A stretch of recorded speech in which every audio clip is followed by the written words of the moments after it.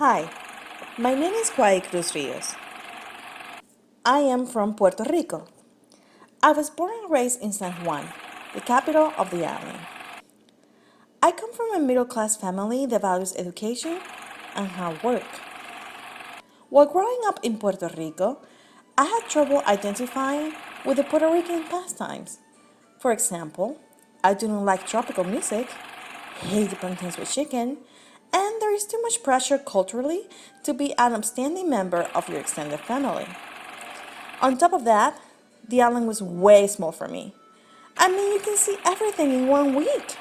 That is why I always dream of living in a country in the Americas like the USA. In that way, I could take a bus from the USA and see everything from Mexico to Argentina. Oh, and another thing, religion. I could not identify with the many organized religions on the island: Catholics, Jehovah's Witnesses, Mormons, amongst others. My parents were not religious either, so that is why right now I just believe that energy and spirits are all around us. Now, in regards to my work experience, let me tell you that after finishing my bachelor's in communications, I could not find work in my field. That is why I had so many jobs that weren't related to my studies at all, such as cashier, nanny, and librarian assistant. However, the most gratifying job for me was when I worked in the fundraising department of the Puerto Rican Symphony Orchestra.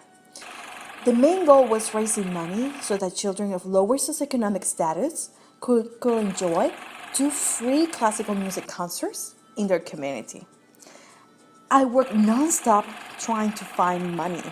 I sold Puerto Rican Symphony Orchestra CDs and merchandise in the mall and symphony club memberships to past and new clients by phone, in their homes and in the main office. Thanks to that job, I learned to break out of my shell and be more outspoken. In addition, seeing the faces of the kids enjoying a concert with all of their tracks of their favorite movies was priceless. After finishing that job, I worked as a cashier at Old Navy while doing my master's in women's studies. Then, I decided to start a PhD in women's studies at the University of York in England. Even though this was not a paying job, wow, was it hard! The main barriers that I encountered there were racism and cultural issues. On one winter afternoon, a couple of kids who were accompanied by their parents threw icy snowballs at me while yelling racial slurs. However, the worst part was not that incident, but just the impossibility of ever feeling comfortable there at all. During my 4 years living in York, England, I could never fit in with the British culture. People from England are very reserved. They like traditions, and their ideas of gender equality are still in the first stages. I mean, a big part of British society still views women as mere objects of decoration.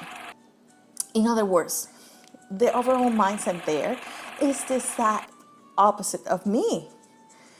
It was hard living in England, and I'm still processing all the bad experiences I endured there. Nevertheless, today I am in a much happier place. Having left England over a year and a half ago, now I'm surrounded by a new and fulfilling career, a master's in school counseling, and I'm married to the love of my life. My husband Chris is one of the most important people in my life. He shows me every day what unconditional love looks like. He taught me about the importance of giving people second chances and to appreciate what we have no matter how big or little it is. His outlook influenced me to see and embrace that part of me that was longing to be a school counselor deep inside. In fact, what I'm learning in this marriage has influenced me on continuing to improve myself and pass on this learning of love, forgiveness, and acceptance to my clients. This is me, a wife, a student, a sister, a daughter, just a Puerto Rican woman that believes firmly in the powerful healing effect that counseling has in people. Me, a woman that is still passionate about feminism. In fact, my motto is, don't tell me who I'm supposed to be. I'll tell you who I am. This motto reminds me of the hopes for my future.